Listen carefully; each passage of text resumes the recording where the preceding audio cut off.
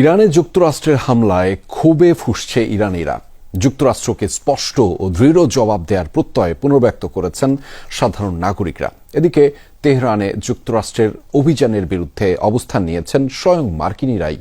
অভিযোগ করেন সব যুদ্ধের বিপক্ষে থাকার অঙ্গীকার ভঙ্গ করেছেন প্রেসিডেন্ট ডোনাল্ড ট্রাম্প। শনিবার দিবাগত রাতে যুক্তরাষ্ট্রের হামলার পর আরও অনিশ্চিত ভবিষ্যতের দিকে যেন যাত্রা শুরু হলো ইরানবাসীর।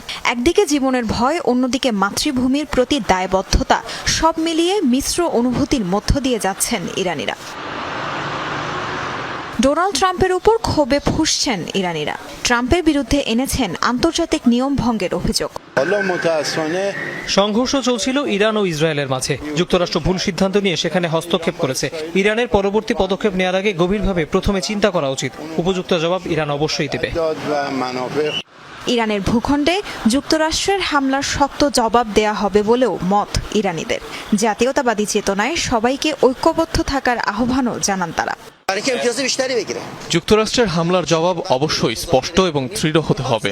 আমি কোনো রাজনীতিক নই, কিন্তু আমার জাতিগত পরিচয়ে আঘাত লেগেছে। ট্রাম্প এই হামলার মাধ্যমে ইরানকে জোর করে আলোচনার টেবিলে আনতে চাইছে, কিন্তু তিনি নিজে প্রথমে নিয়ম ভঙ্গ করেছেন।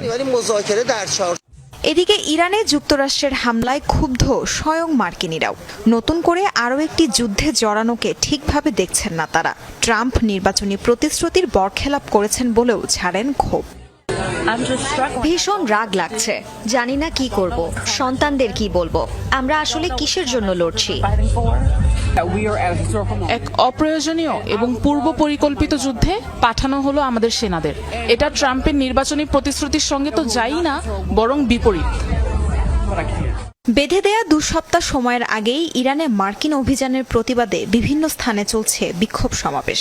বিক্ষোভকারীরা কড়া সমালোচনা করছেন ট্রাম্পের এই সিদ্ধান্তের।